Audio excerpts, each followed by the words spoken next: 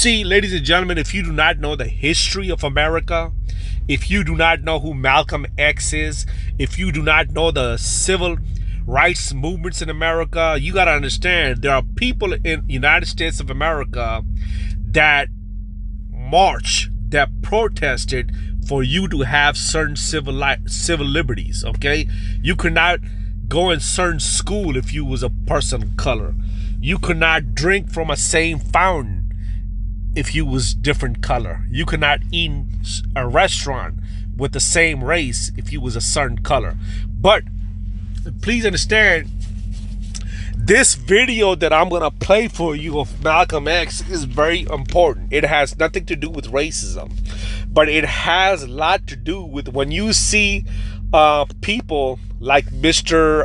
Officer Tatum, okay, a black person who's a paid agent, okay?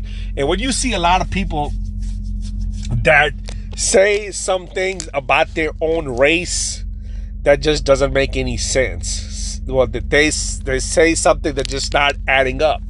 So you have to understand what Malcolm X said in this video is that there were two types of Negroes, a house Negro and a field Negro. Please understand what that means, okay? That definition, what he's saying in this video applies today. So, okay, I see this one woman on Fox Business doing an interview with this hippo. I care not to mention her name or the hippo's name, but he's on Fox Business talking about, yeah, Iranian people, because she turned $500 into $7 billion. She's upset that Iranian woman, some of the Iranian women won't be able to go on OnlyFans and sell their vagina or shake their asses on Instagram for who runs the porn industry and who runs the OnlyFans. They're just upset about that. You know what I'm saying? But pay attention, okay, ladies and gentlemen? Pay attention to what's going on over here. All right? What he says applies today. You could take that. When you understand what Malcolm X said here, you'll understand that what he said about house Negro, field Negro, it applies to all races of people. There might be a Chinese that fall in that category, Filipino, South American, Hispanic, Spanish, Mexican, Pakistan, India, all races fall in that category. There are certain people like that. They call them bourgeois. Bourgeois, or people who just do not self-hatred. When you see, when you walk in a restaurant and there's few, say you a male, okay, and there are few females that greeting you as professionals because you just walked in the establishment, you're going to spend money, but there's one in there, bourgeois, looking at you, looking down on you, right?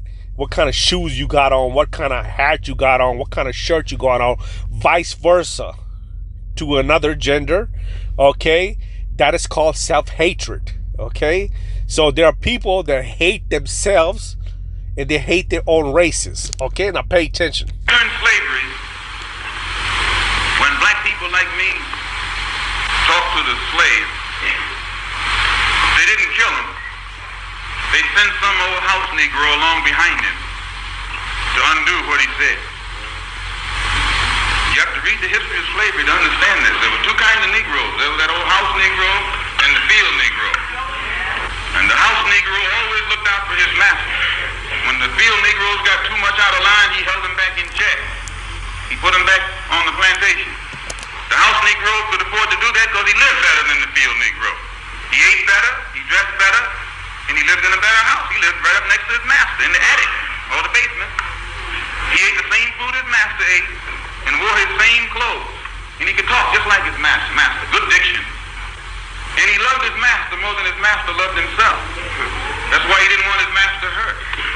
If the master got sick, he'd say, "What's the matter, boss? We sick?"